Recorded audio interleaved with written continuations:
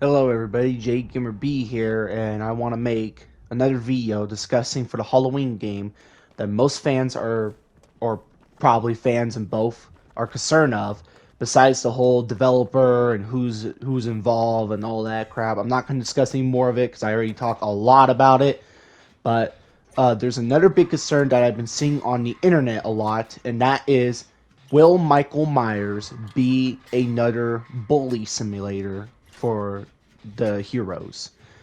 Now, my thoughts on this, from judging what I see a bunch of gameplay and seeing some guides and all that and mechanics, I say yes and a no at the same time.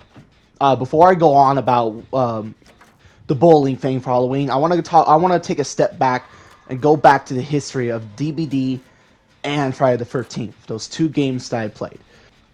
In Dead by Daylight, it feels like it all depends on like what perk survivors are running. And I mean, I know every perk can be the meta. You want to bully a killer, run head on so you can stun them with lockers. Oh, you wanna keep flashlights going so you can keep blinding the killer and annoy them more. You could run build to last or even sweet whisk. If you want to just break hooks and cost the killer to never get hooks, run Sabo or run a toolbox. Run build to last, something like that. If you want to keep those charges of the toolbox going. Um, if you wanna annoy the killer a lot of gen rushing, run fast track or even waving spiders, run brand new apart with toolboxes, all that type of stuff. Snake out, hyper focus, and I mean for like killer, what killers can do to counter some of these, not all of them, but some of them. Oh, tired of being flashlighted a lot by the survivor? Run Pyramid Head so that you can just cage them. Oh, or run Knight so that you can have a guard cover your back. I know not all of these killers have those two abilities, so then you just gotta fake it. Like, let's say you're playing Demogorgon and you down a survivor, you think there's gonna be another survivor nearby ready for a save. Like, pretend like you're picking him up by placing your portal at the split second, making them think that you picked them up, and you could bait them. Let's say you chase a survivor, two of them, you down one of them near a pallet, they drop a pallet on you. The survivor you down is on your side. The survivor with the flashlight is probably going to do a CJ tech.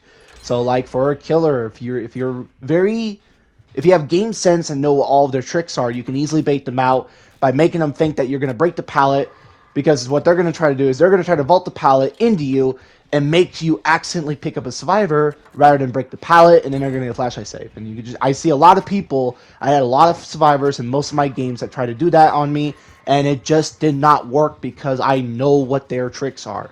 If you're tired of flashlights all the damn time, run Lightborn so that you can always guarantee to be immune.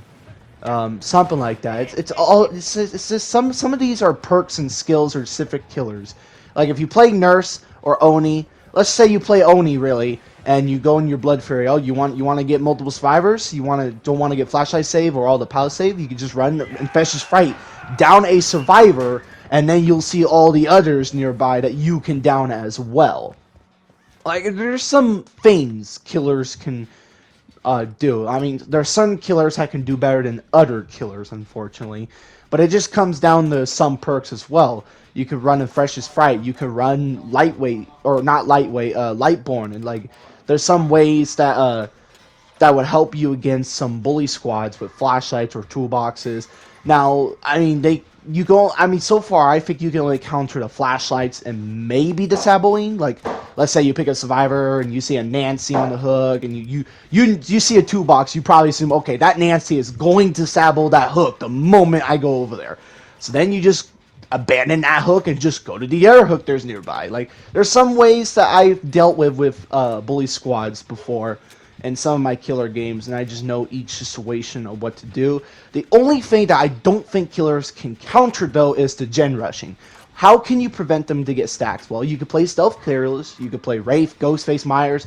Problem is, if you play those stealth killers, now you just don't have that much anti-loop. Now you don't have that much map pressure. So it just feels like they're going to get the gens done regardless if you don't have perfect plays and the perks that help you slow down the game and such. How can you stop them from getting fast track? Well, nothing back then. You couldn't. Even the Esther killers couldn't. Now, what the perk rework did, you still probably can't. I mean, it depends if they're just altruistic, but at least that it's not affecting everybody instead of just one. It's just a couple things that killers can do. Not all of them will work, but there's most that you could do. I have bully squads that try to bully me as well from my history of playing this game, and most of them did not go well because I know how to deal with them. I know what they're gonna do. I know what their tactics. Enough with Dead by Daylight, though. The biggest elephant in the room, though, is Friday the 13th. Now, this is probably something that everybody's going to bring up when they talk about Halloween, because everybody said that Halloween is very similar. It's like a reskin to Friday the 13th. Everybody keeps comparing Friday the 13th with Halloween a lot because it's made by the same company. It's made by the same devs that made Friday the 13th, except Iphonic is the main publisher this time, so it's different. All they did is switch publisher roles. But when it comes to like bullying Jason, oh, it was bad. I will tell you that it was bad.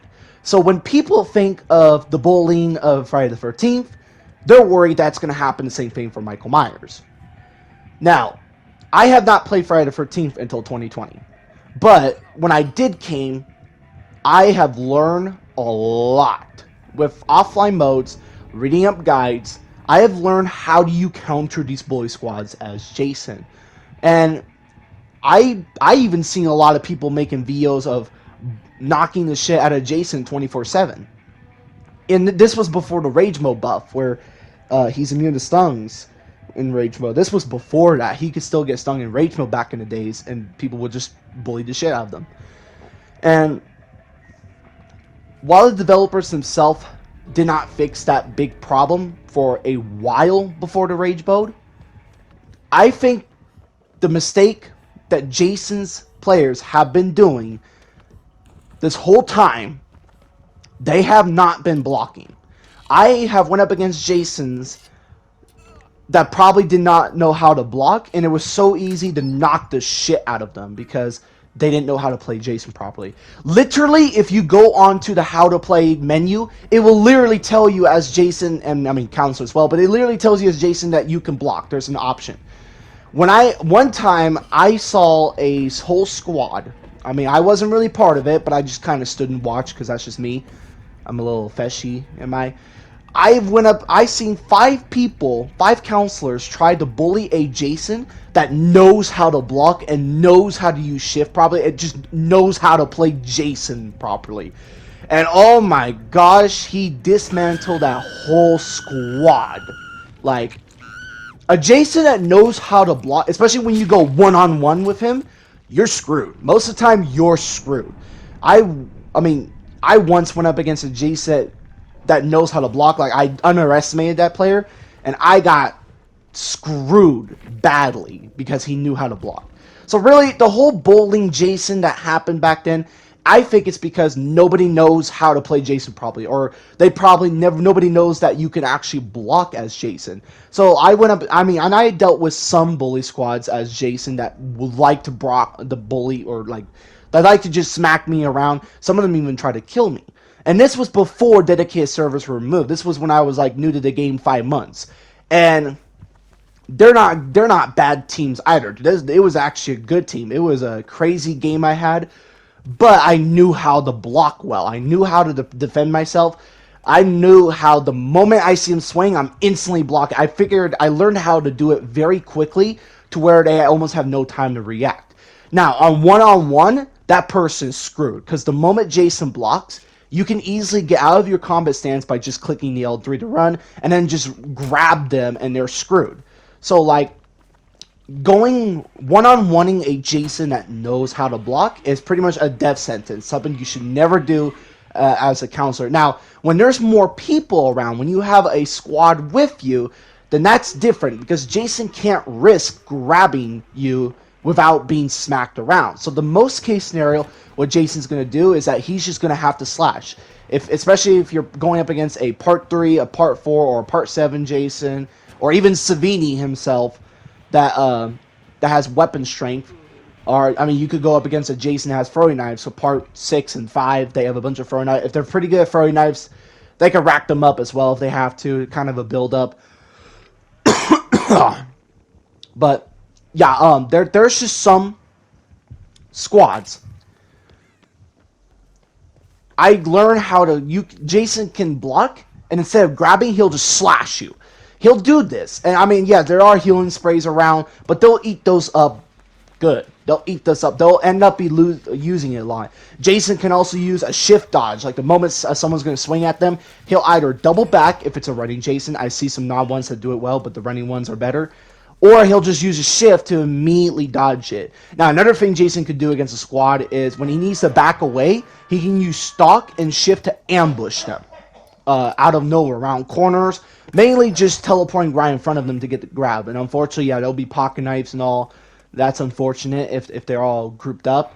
But pocket knives are not that well obtained compared to healing sprays. But then again, Jason has to slash. So what Jason has to do in a situation when they all have baseball bats and wrenches and pipelines and wouldn't want to throw hands with them, first off, Jason's going to want to do, he's going to want to protect himself. When they every time they're going to swing at you, you want to protect yourself. This would not only take you less damage and prevent you from getting stung, but your rage mode will build up quicker. So when the rage mode activates, you have better sense, better shift, better stock, better everything. So like you can easily keep tabs on what the other counselors are doing. They might be doing objective. They might do a car while you're dealing with the whole squad. And if they are, leave the squad. Go kill like a Deborah trying to do a car instead of just fighting a Chad, Bugsy, Adam, or Vanessa. And you can use the stock and shift to get the jump on her. If you don't want to take the chance of getting pocket knife, you can teleport right on her, throw a knife instantly, and just slash her to death. That's something you can do, or Jason could do, period. But yeah, that's just ways Jason can do. And then he'll get the stock back quicker thanks to the rage buff, especially if you're a part A Jason or any other Jason that has a good stock. And you can go right back to the squad and ambush them, come out of nowhere, get the jump on them. And another important thing to note is that you want to cut out power when you deal with these squads, because their fear will kick in. They'll often stumble. Their screen will darken, so they don't know what items they're holding. There are times where I struggle with that. I have to memorize when I'm being chased with Jason. When they get more terrified, it comes the battle into your favor. So the biggest thing Jason can do against a squad is time alone will tell. You'll eventually grow strong. The counselors will eventually start to make mistakes with their fear. You'll eventually get the jump on them or a good hit or so. As long as you're playing efficiently, as long as you're knowing how to block, knowing when to grab, when to slash, when to use abilities that he has, he can actually handle it. So now for Friday the 13th, now we gotta talk about Halloween. So what can Michael can do? People believe that Michael's gonna get bullied badly. So what are things Michael can do?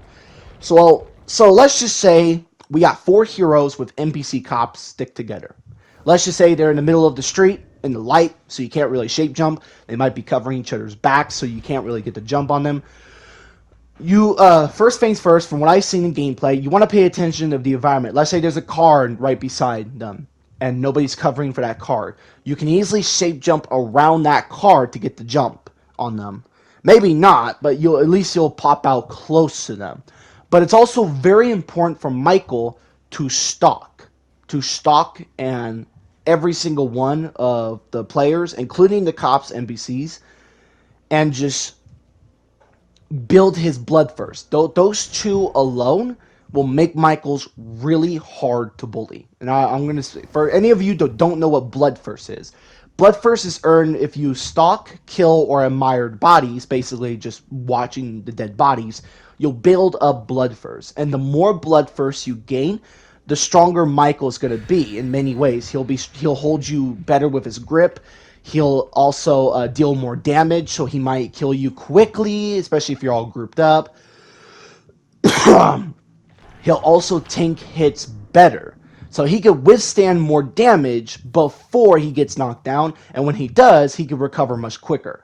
That's how pretty much Bloodthirst is. There might be more that I missed, but that's the ones I know so far. As for the stalking, when you stalk everybody fully, first of all, they'll be marked. So think of Killer Sense, except it's permanent. I mean, maybe it's permanent. I don't know how long it is. I don't know. But you don't have to use Killer Sense. So think of Jason's sensibility, but on it 24/7 against a group. And also, when you do stalk them fully, there's like some weird circle or area, I say, that restricts Michael from appearing right next to the heroes. So like you're limited if whatever not. You cannot shift to them. You cannot shape jump to them like you can with Jason. But the more you stalk a person, a player, or an NPC, that restriction circle seems to decrease dramatically. Like you could appear almost right next to them when you fully stalk them. So if you stalk all 4 of them, there might be a little area where they're not watching and not in the light where you could just appear and hit them right well. Now let's just say all of them have like the flashlight. Yeah, for some reason Michael gets blind, so it's gonna be DBD all over again. Let's say they have like flashlights and they got like light posts all around. You have the blackout ability you can use and shut those off completely. I don't know how long it'll take for them to come back on, but I do know the cooldown's long, so you gotta use it wisely. But remember, the more Bloodthirst Michael gets, the shorter his cooldowns are. So if he's in Bloodthirst Tier 3, he actually might have the blackout ability sooner than ever. It's just a couple of things Michael can do. I don't know if Michael can block. I have not seen a Michael block. I don't know if Michael can block like Jason can, but I do know that he has a shoulder parry. Or shoulder bash, some people call it. But he can actually parry you. So, like, and I mean, I haven't understand how it works, but I know Michael can... he'll hit you with his shoulder parry, you'll get stung, and he can easily get the grab in. That or a quick slash. Also, Michael can pick up different weapons. So, like, if you go up against a squad that tries to bully you as well, fully stalk them, get your Bloodthirst up, get a weapon, preferably an axe or a pitchfork. I heard those 2 deals more damage and they have a longer reach compared to the kitchen knife. And just turn off all lights with the blackout if you can. If it becomes a problem, you don't have to, but if it becomes a problem, do that. But let's just say your plan's not going well. The heroes are actually knocking you down. The cops are shooting you down. You also want to target the guns first. I heard the guns do the most damage to Michael compared to the weapons. So take out those guns first. Preferably the cops, since cops have more health than I think. No, maybe not. I could be wrong. Heroes might have more health than cops. But you want to take them out with the guns first and then save the melee weapons for last. And then...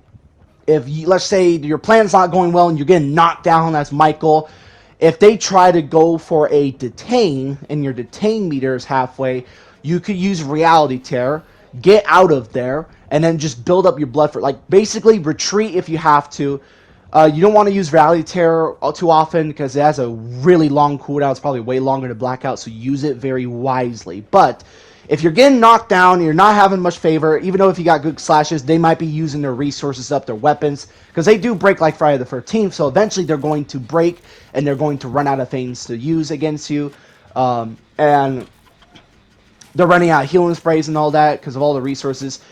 Back out, if you're at Bloodthirst Tier 1, back out of there, kill some other people, the NPCs, build up your Bloodthirst. And then come back, and eventually they'll be too wear down to face you again. You'll be too strong. There might be some more that I missed. I know Michael's getting buff on live release. They're doing some things, so I could be wrong. But yeah, that's all I'm going to say for Michael. If a Michael player is not too good, he'll definitely get bullied. But if he's pretty good, then I highly doubt he'll be bullied that much. So thank you for everybody for watching, and I'll talk to you all later.